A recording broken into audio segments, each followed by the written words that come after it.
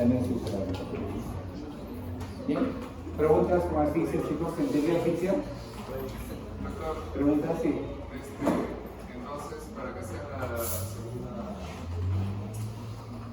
segunda falla energética, es a causa de la pérdida de la cantidad de células neuronales. No, la falla energética, la segunda falla energética se va a dar por la presencia de radicales libres y sustancias tóxicas que tenemos y que causan lesión a nivel mitocondrial. Entonces, todo recién nacido podría generar esto. No, es que al todo recién nacido que no tiene ningún factor de riesgo, no tendría por qué dar oxígeno suplementario. Entonces, las enzimas que se encargan de metabolizar y evitar que haya radicales libres es competente en un bebé término, hasta un prematuro que no tiene de repente la necesidad de soporte. Pero si es un bebé con asfixia, produzco tantos radicales libres que lo que tengo como enzima para metabolizar no es suficiente. Entonces va a haber una saturación y por lo tanto voy a tener toxicidad por estos compuestos, por esos compuestos o radicales y van a producir lesión directamente a nivel mitocondrial. Y eso causa lesión neurológica. Esos radicales libres son a consecuencia de la primera falla. Del oxígeno que yo le estoy ofreciendo. El oxígeno. Y la reperfusión, no solo el oxígeno, la reperfusión cerebral que tiene. Entonces, si es un tejido que no está bien perfundido y le doy oxígeno y empieza a perfundir, no va a perfundir, se dispara y empieza a incrementarse el metabolismo en esa zona.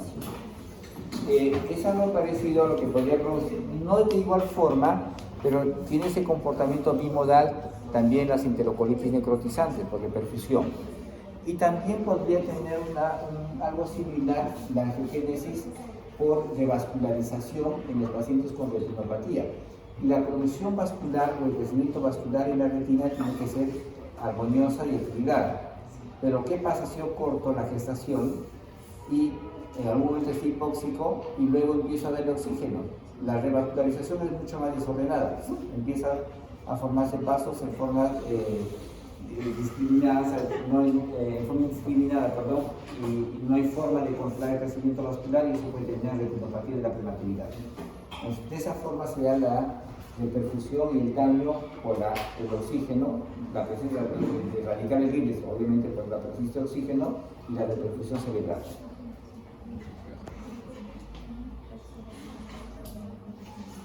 ¿Otra pregunta? Bueno, ¿está claro con la asfixia? ¿Se entendió o no se entendió así?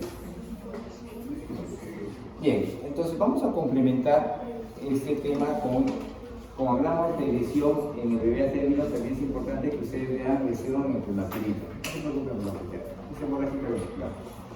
Bien, vean ustedes cómo se desarrolla este cerebrito de acuerdo a la edad funcional. ¿Sí? ¿Qué ven de diferente en estos cerebritos?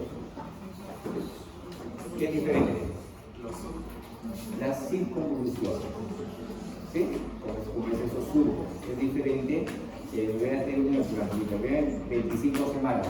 Es casi liso el cerebro, ¿no? Y van incrementando, y van cambiando las circunvoluciones hasta el bebé a término y en el adulto. El adulto es como una hoja arrugada, ¿no? Así es su cerebro. Bien, entonces, ecográficamente ustedes también podrían determinar la edad gestacional con una ecografía. O sea, con esta ecografía pueden ustedes determinar si 24 semanas, 25 semanas, 28 semanas, también podrían determinar ustedes la edad gestacional. Entonces, cuanto más pequeñito es más vulnerable. Y mencionamos que en el bebé prematurito la vulnerabilidad se encuentra en la matriz germinal. Entonces la matriz germinal ustedes ya tienen que ubicar dónde se encuentra la matriz germinal. Se encuentra a nivel de... Este es para que no se den cuenta. Estos son los ventrículos, ¿sí? ¿Qué ventrículo es este? Los ventrículos laterales, ¿no? El asta posterior, el asta anterior, y luego termina el tercer ventrículo y el cuarto ventrículo, para que se fijen anatómicamente. ¿Y dónde se encuentra la matriz germinal? La matriz germinal se encuentra más o menos a nivel del asta anterior y los ventrículos laterales, ven ustedes acá, más o menos por acá, el asta anterior y cerca al hipotálamo, perdón, al tálamo, ¿sí? Por el tálamo. Pues se encuentra por debajo del epéndigo. El epéndigo, recuerden que es lo que tapiza a los ventrículos. ¿Okay? Muy bien. Entonces, esa zona es muy vascularizada, recontravascularizada. y la zona vascularizada arterial que llaman las asas de Heuner, lo que da un complejo de red vascular que va a irrigar la matriz germinal. Y mencionamos que estructuralmente la matriz germinal es totalmente diferente, los vasos sanguíneos, no la matriz, los vasos sanguíneos de la matriz germinal estructuralmente es diferente al resto de vasos sanguíneos del organismo. Entonces, ¿qué es lo que no tiene? Soporte estructural.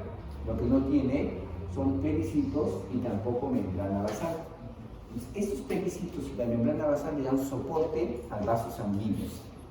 Entonces, cuando tengo un vaso sanguíneo que es bastante endeble, muy delicado, muy frágil, cualquier cambio de flujo sanguíneo cerebral termina rompiendo la arteria de la matriz germinal, los vasos sanguíneos de la matriz germinal.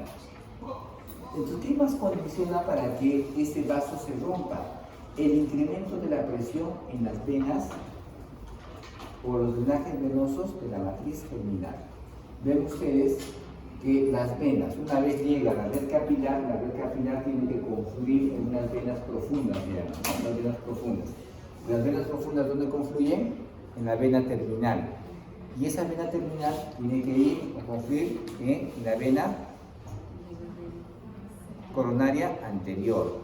Y esas venas coronarias anteriores, desde el trayecto de la vena terminal a la vena coronaria anterior, hacen como una U acá. ¿Ven ustedes? Hacen como una U. Entonces, cuanto más tortuoso es la zona, es más fácil que haya éstasis venosa, por lo que sea. Y si hay éstasis venosa, mayor incremento de presión venosa. Entonces, las venas se incrementa la cantidad de sangre en la vena, incrementa la presión y esa presión nos empuja a la red capilar. Entonces, por fluctuaciones de sangre, por reperfusión, incremento de flujo de sangre hacia el cerebro, disminución, sea por hipoxia, sea por un evento por un cuadro infeccioso, o simplemente el destello de luz en el bebé, en ese momento donde sea el bebé, o el sonido, o el incremento del sonido, el incremento no recibe el sonido, pueden incrementar o cambiar el flujo sanguíneo al cerebro. Y eso causa hemorragia intraventricular. Entonces, ¿de qué va a depender la hemorragia intraventricular? De la edad gestacional y del peso del bebé. Cuanto más pequeñito, más inmaduro, mayor posibilidad de ser hemorragia intraventricular. Entonces, el riesgo va a ser, cuanto más pequeño, más inmaduro, mayor posibilidad de ser hemorragia intraventricular. Entonces, ¿qué determina la hemorragia? La labilidad de los vasos sanguíneos.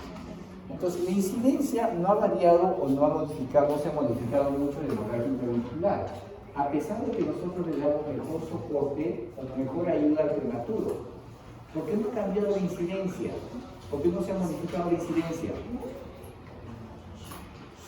¿Por qué no se ha modificado mucho la incidencia de la hemorragia intraventricular? ¿Por qué? Depende de la edad gestacional. Si nosotros hablamos de incidencia en los años 70, 80, probablemente lo más prematurito que veían en esa época era 1500 gramos. Y a pesar de eso había hemorragia intraventricular. Luego pasaron los años, entonces tu peso para manejar como límite probablemente era 1000, luego 800, luego 700. Estaba hablando de la edad gestacional, menos de 30, menos de 28, menos de 27. ¿Cuánto es nuestro límite ahora? 23 semanas. Si es 23 semanas, entonces vamos a seguir teniendo, si va a haber sobrevida de esos bebés de 23 semanas, va a haber igual bastante incidencia de hemorragia intraventricular. Por eso la incidencia no se va a modificar mucho. ¿Bien? Entonces las hemorragias pueden ser unilaterales o pueden ser bilaterales. Y la clasificación es de acuerdo a la clasificación antigua que se llamaba Papillet, que es una clasificación por una tomografía y clasificaba en 4 grados. Grado 1, 2, 3 y 4. Pero para fines del examen, la clasificación reciente es de 3 grados. ¿Ya? 3 grados. Y el cuarto sería lo que denominamos infarto hemorrágico periventricular. A ver, chicas. Si se sientan, se sientan. Si se paran, se paran. ¿Sale? Sale. Exacto. Vamos a ver. Entonces, la clasificación, vamos a ver ahorita. Doctor, una pregunta. ¿Podría decir cómo se escribe esa asa de Heuner? Sí.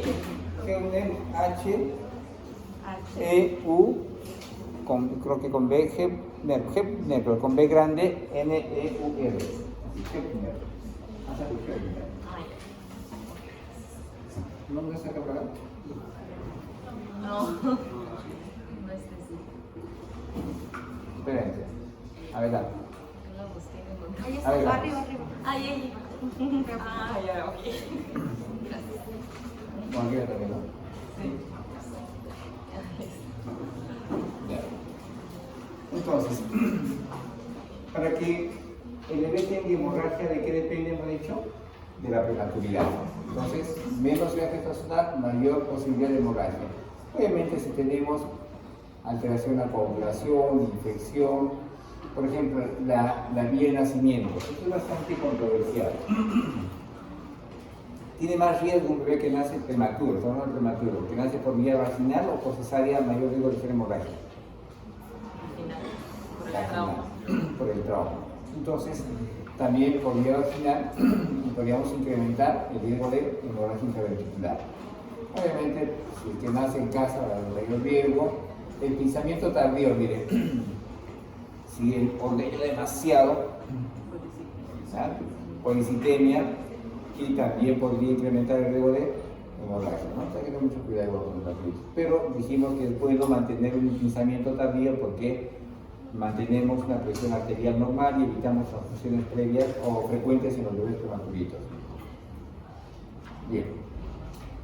¿Cómo hacemos diagnóstico de la hemorragia intraventricular? Porque las hemorragias pueden ser silentes, no tener ninguna manifestación cuando es grado 1. Hasta el grado 2 quizás.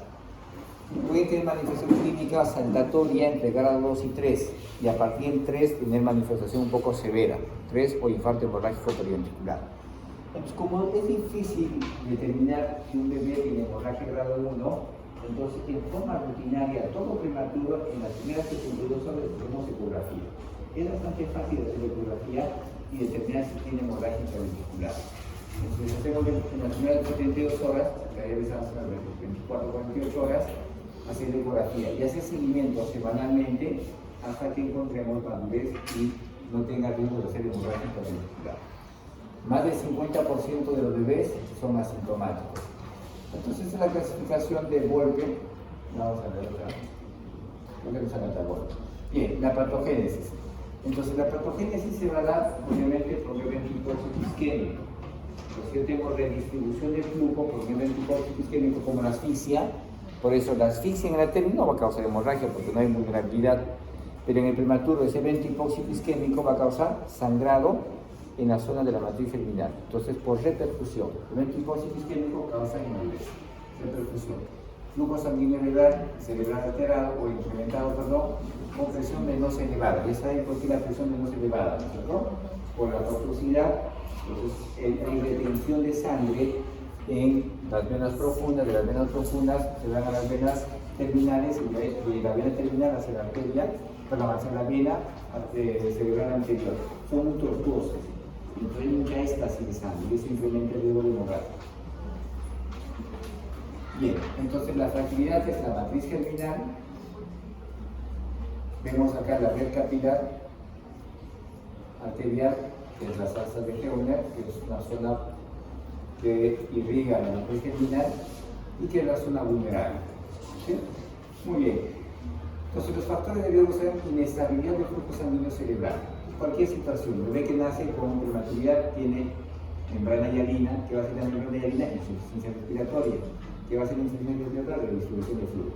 Tiene PCA, que va a ser PCA, redistribución de flujo. Si un prematurito va a tener muchos problemas o muchas condiciones que pueden incrementar la alteración del flujo sanguíneo cerebral.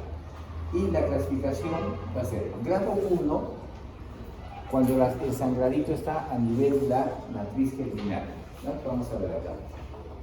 Grado 2 vamos a tener cuando atraviesa los ventrículos y grado 3 cuando la lesión se ubica o dilata los ventrículos y puede ya proveer compromiso de la sustancia blanca, y grado 4 con compromiso o infarto hemorrágico con compromiso de la sustancia blanca. Vamos a ver eso.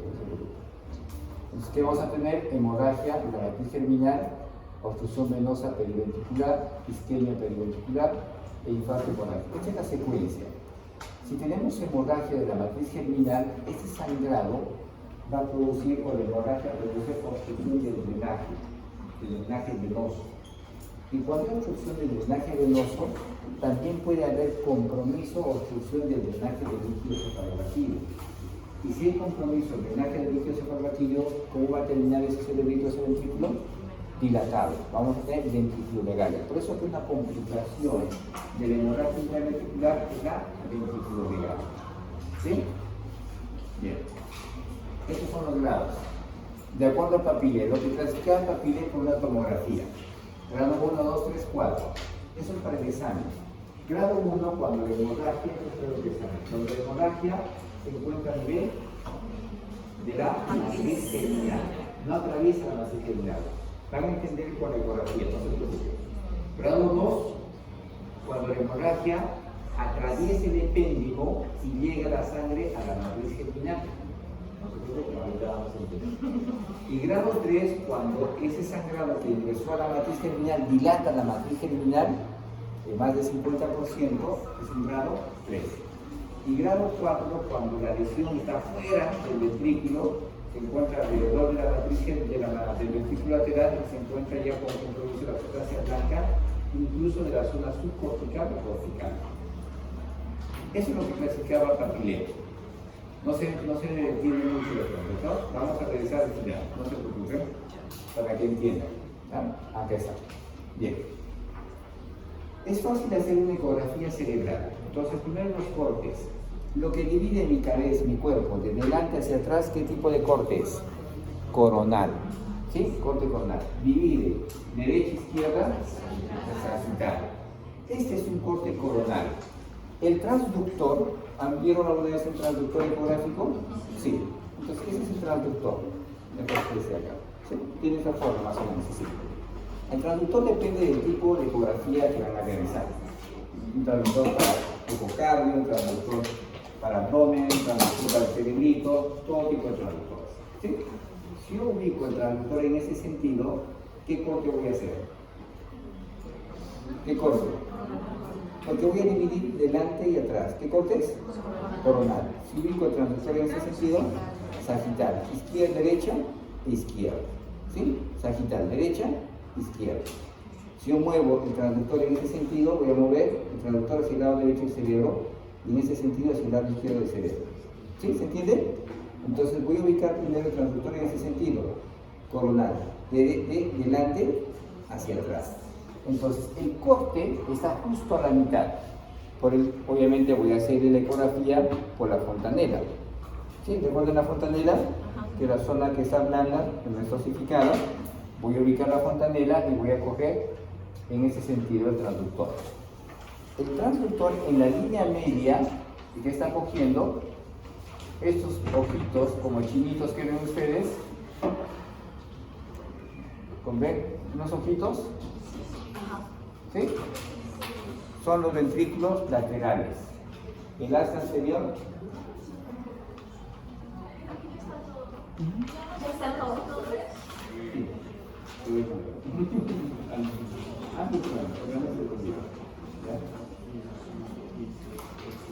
Está haciendo el examen. Van a ser 50 preguntas matadoras. Mentira. Bien. Entonces, esos chinitos que ven ustedes acá son los ventrículos laterales. Entonces estoy cortando de tal forma que voy a coger una partecita de los ventrículos.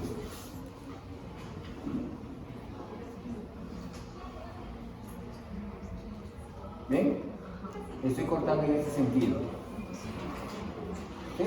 Estoy cogiendo el lado derecho y el lado izquierdo, porque tiene ventrículo lateral derecho e izquierdo, ¿no es así? Entonces los chinitos están ahí. ¿Ven? Los ojitos están acá. ¿Sí? Esto es el cabo, es un espacio anatómico. Por encima del cabo, eso es el cuerpo calloso. ¿Sí? Ya se ubicaron, ¿no? Cuerpo calloso que va a dividir los dos hemisferios. El cuerpo calloso. ¿Ven? Bien, estos son los tálamos, como dos bolitas. ¿Sí? Entonces, más o menos, si este será el anterior, entre los ventrículos laterales, por debajo de los ventrículos laterales se encuentra la matriz terminal. ¿Ven? Ahí.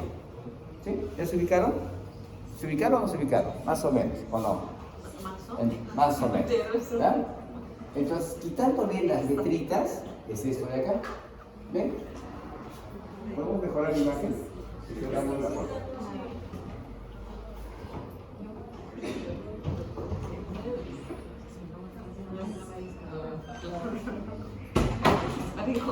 ¿Mejor? Ya. Bien, si quitamos las letras, es la misma imagen. Los ojitos, los ventrículos laterales, el tálamo y por debajo está la matriz germinal. Esto es el cuerpo calloso y el cabo. Cuando se ubica el cabo, entonces vamos a ubicar la línea media, que estamos a la mitad. ¿Ya? Bien. Este es un corte sagital. Estoy cogiendo el traductor en este sentido. ¿Sí? Derecha a izquierda. Y estoy cogiendo justo a la mitad, la línea media. ¿Por qué la línea media? Porque anatómicamente yo voy a ver el cabo. Este es el ventrículo lateral, no. Este es el cabo. ¿Sí? Y voy a ver esta imagen. Ven ustedes la cabecita, la espalda y la cola, la falda. ¿A qué se parece? Digo, la cabeza, el dorso y la cola y la faldita. Parece una rama. ¿Sí? ¿Tratan de ubicar? ¿Sí? Esas ramas antiguas, hojadas así antiguas que caen. ¿Sí? Se llama la imagen de la rama, que llamamos concepción. Entonces, una forma anatómica de ubicar es buscando la imagen de la rama para ubicar la línea lateral. Primero ubicamos la línea lateral y decimos, que está la imagen. ¿Sí? Y recién movemos el traductor para la derecha o la izquierda para ubicar los ventrículos laterales. ¿Sí? Entonces ubicamos acá, ven ustedes acá. ¿Sí? Parece una imagen. Entonces el ventrículo lateral voy a ubicar el asta anterior, tendría, si fuera el ventrículo, empujo un poquito hacia el lateral, tendría que ser el asta anterior y el asta posterior acá. ¿Sí? Muy bien. Pero esa es la línea media. Acá voy a poder ubicar mejor los ventrículos laterales. Los ventrículos laterales es este de acá. El ventrículo lateral. Lo que se ve más o menos acá en la línea media, pero empujando un poquito más hacia el lado derecho. El asta anterior, para que más o menos se ubiquen. El asta anterior y el asta posterior. En el asta posterior, ¿qué cosa hay? ¿Quién está ubicado en el asta posterior? Una red muy vascularizada que produce líquido cefalorraquídeo, ¿cómo se llama? El plexo coroideo. Entonces se van a ubicar en el asta posterior. En el asta posterior, ¿qué es esto? Entonces, ¿de qué color ven el plexo coroideo? De color blanco, se llama imagen hiperecogénica. Todo lo que es sangre, todo lo que me incrementa la densidad es hiperecogenicidad. Entonces el sangrado se ve de esta forma, imagen hiperecogénica. ¿Sí? El plexo coroideo. Entonces antes de ver el sangrado de este lado, vamos a ver acá. ¿Recuerdan ustedes el corte coronal? El chinito, los ojitos, y por debajo de los ojitos debería estar la matriz germinal. Pero en esa matriz germinal que tenemos una imagen hiperecogénica, y eso es un sangrado. Como esa imagen no atraviesa el epéndigo, es una grado 1. Entonces yo le hago un corte, rápidamente un corte sagital. Ubico la asta anterior, el asta posterior y veo acá una imagen hiperecogénica. ¿Sí? En los cortes sagitales es mucho más fácil ubicar la hemorragia. ¿Sí? Pero igual, si tienes experiencia, puedes ubicar en los cortes coronales. ¿Sí? No es tan difícil ubicarlo, ¿no? Bien. Este es un grado 1, ¿ven? Hemorragia. ¿Atraviesa el epéndigo? No. ¿Entra, ingresa al ventrículo? No. El corte sagital. ¿Ven? Asta anterior, hasta posterior. Ven ustedes acá, ¿qué es esto? ¿Qué es esto? El plexo coroideo. Hasta posterior, plexo coroideo. Y acá ven la misma imagen parecida a esta. Una imagen hiperecogénica. Igual acá, una misma imagen hiperecogénica. No necesariamente va a ser bilateral, la hemorragia puede ser unilateral, por un solo lado. ¿Sí? Puede ser derecha o izquierda o puede ser bilateral. En la primera vimos que era bilateral. Bien, esta es una hemorragia en grado 2. Corte coronal, los chinitos. La hemorragia ya no está localizado circunscrito en la matriz germinal, pareciera haber atravesado el ventrículo.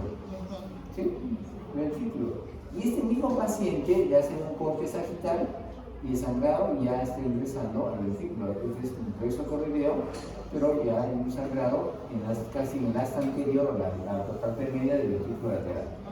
En grado 2. ¿Están dilatando? No. No. Entonces, el grado 2 no dilata. Ingresas, pero no dilata. Algunos consideran que puede dilatar un 10%, pero generalmente no dilata, ¿no? Y este es un, ya no hay chinito. El chinito desapareció. ¿Sí? Entonces, este es un corte sagital. Acá está, se supone que está la matriz germinal, por acá, y ¡bum! Se metió. Y ha dilatado tanto que ha distorsionado la imagen. ¿Sí? Entonces vemos acá que está bien dilatado y si hacemos un corte sagital, el plexo correleo y el sangrado viene por acá. ¿Hay dilatación? Sí. Sí. Si hay dilatación, un grado 3. Y esto también es un grado 3. Dilatación, corte coronal, corte coronal y acá con dilatación igual. ¿Ven cómo está el dilatado de abierto del ventrículo? Dilatado. Y esto es un infarto hemorrágico periventricular.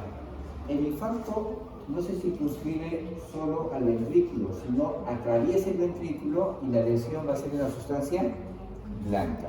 Vamos a tener, como dice, infarto hemorrágico periventricular y también con isquemia.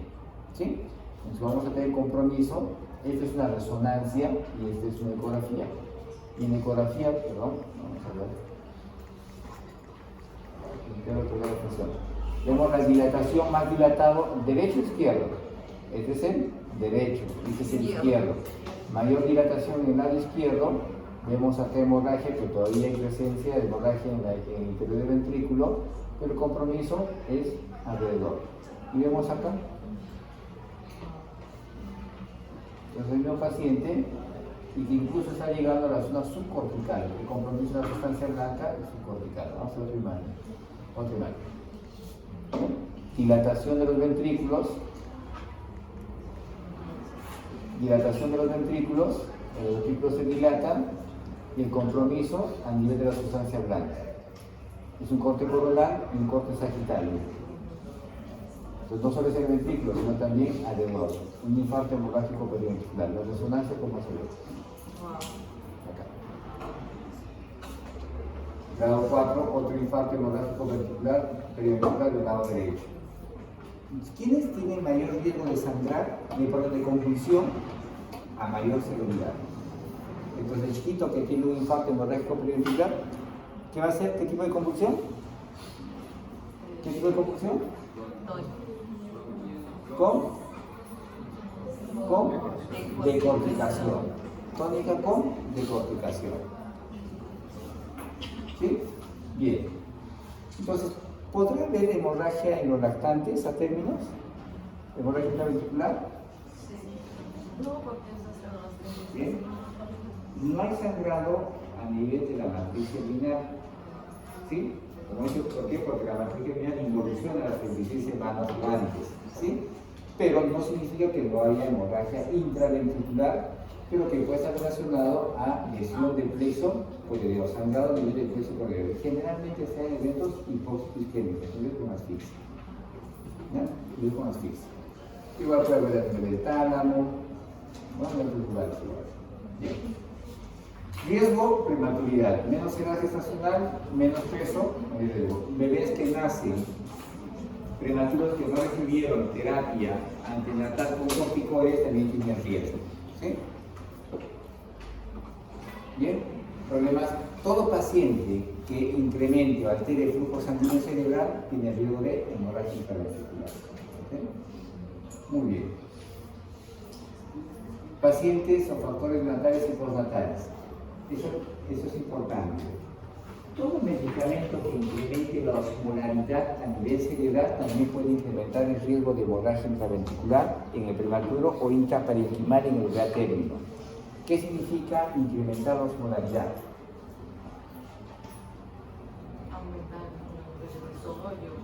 ¿Recuerda cuánto es la osmolaridad en un niño o un adulto?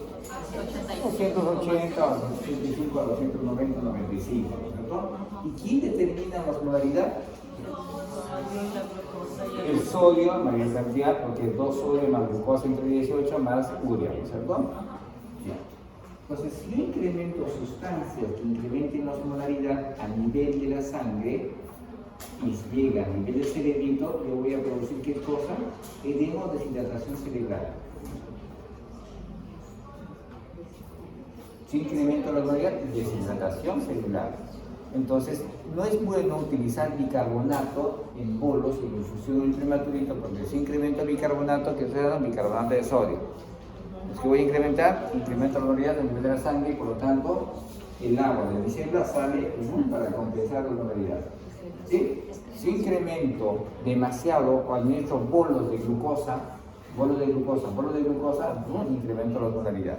También puedo producir hemorragia intraparenquimal en el término o intraventricular en el prematuro.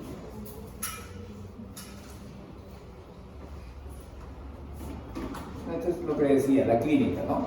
Puede ser silente, puede ser saltatoria o puede ser catastrófica. Eso para que lo lean ustedes, ¿no? Para que lo lean. ¿Sí? Complicaciones de las hemorragias intraventriculares va a ser la dilatación, de la hemorragia intraventricular, dilatación de los ventrículos, y la otra complicación es la leucoplasia periventricular. Entonces ya saben ustedes qué va a pasar si se dilata, va a producir ventriculomegalia. Y esa ventriculomegalia generalmente se produce por alteración o cambios a nivel del drenaje de líquidos cefalorraquídeos. Esa hemorragia produce obstrucción del drenaje de líquidos cefalorraquídeos.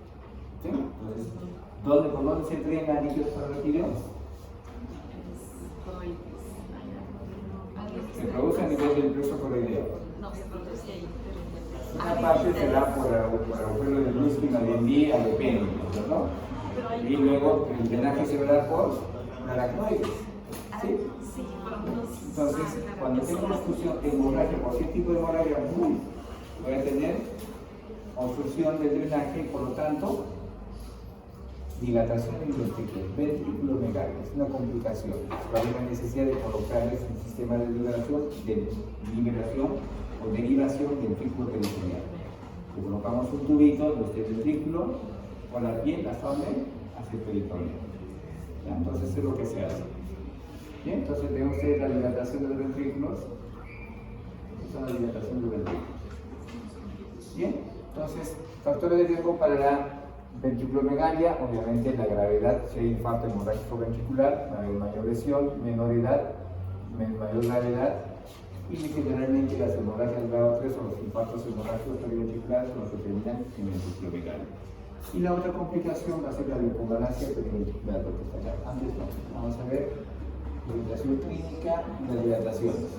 El ventrículo del lado derecho, bien dilatado. Ventrículo del lado derecho. Ambos ventrículos. ¿Sí? Bien dilatados. Es un corte sagital. ¿Bien? Y leucomalacia. A ver, alguna preguntita, a ver qué les puse acá. Creo que esa se filtró antes de la otra ley.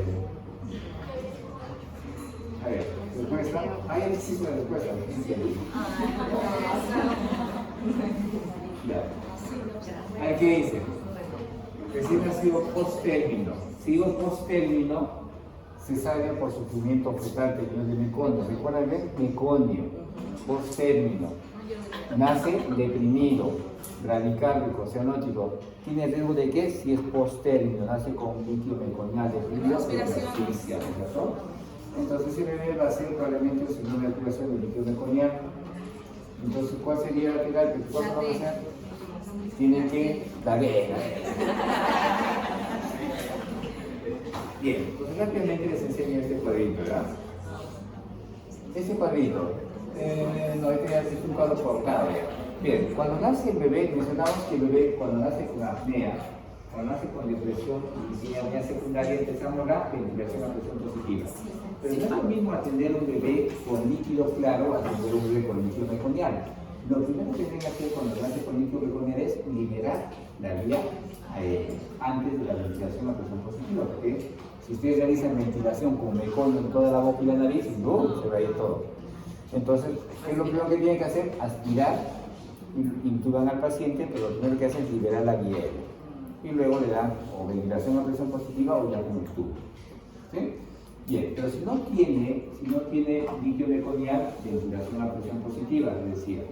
¿Y qué hacemos? Contamos 1, 2, 3, 30 segundos, 1 minuto. Y evaluamos. Idealmente con ventilación a presión positiva el bebé sale. Entonces cuando el bebé empieza a llorar. ¿Sí? Pero ¿qué pasa si no llora? Tienen que ustedes tratar de ver qué es lo que está pasando, qué está fallando. Tienen que nuevamente replantear si la ventilación que están haciendo es adecuada o no. Entonces voy a tener que continuar o regresar nuevamente a la ventilación, cogiendo nuevamente en forma adecuada, dándole la presión correcta y 30 segundos después evalúo. Si después de 30 segundos se llaman pasos correctivos. Si después de los pasos correctivos el bebé mejora, lo dejo. Pero ¿cómo debe mejorar? ¿Qué cosa evaluamos para que mejore? La frecuencia cardíaca debe estar por 100, por encima de 100. Si en lugar de mejorar el nivel peor y la frecuencia es menos de 60, acá menos de 60, vamos a ofrecerle oxígeno al 100% y empezamos con masaje cardíaco y ventilación a presión positiva, ¿no? Ese es un programa de las 10 de reanimación. Pues con respuestas. Me viene sacar, se lo disculpo. Bien. El síndrome de aspiración de líquido meconial se relaciona más frecuentemente con, así son las preguntas. Entonces, así de fácil, esta es pregunta para recitar o psicología de nada. ¿No? Así de fácil. Bueno, también se pasa con preguntas. Este es un recién nacido varón con antecedentes de sufrimiento fetal agudo. Lugar 1, ¿no? 1 al primer minuto, el cual incrementa o aumenta a 3 a los 5 minutos. Mire, 1 y 3 a los 5 minutos. Se observa letárgico, no solo te están dando el alta, te dicen que está letárgico, con succión débil, con pH de cordón umbilical,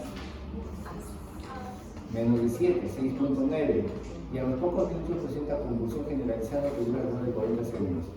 Entonces, cuando les den preguntas, van a relacionar o van a tener que relacionar varios aspectos, ¿no? El pH, el AMGAR, la condición clínica del bebé, ¿sí? Si tiene una condición como estamos hablando. Entonces, ¿qué sería? Aspira. No hay otra cosa, ¿no? Así son las preguntas en el examen. Doctor, y si fuera por cesárea, por ejemplo, no sé el caso, sería depresión neonatal, si el caso fuera feto fuera nacido por cesárea. La depresión es independientemente del tipo de vía por el que nace. ¿No? Del bebé que estás con sufrimiento fetal, idealmente deben sacarlo rápidamente por cesárea. O sea, si no lo sacan, no hacer un continencia por vía vaginal y nación igual con depresión, lo mismo, ¿no? Este es un recién nacido de bajo peso al nacer, presenta llanto agudo y reflejo de succión débil. Ecografía de las fontaneras, hemorragia de grado, hemorragia en la matriz germinal. Sangre en ventrículos, pero no dilatación ventricular y daño perifunal.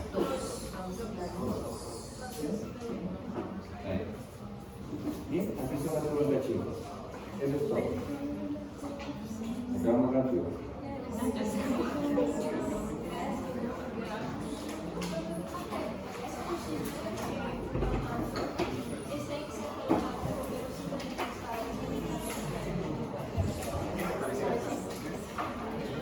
Cuando dices encefalopático ya es una manifestación encefalopática.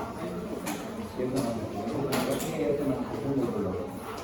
Después de que tenga ciertos pacientes que plantean que es una manifestación de encefalopatía, todo es una razón y es encefalopatía.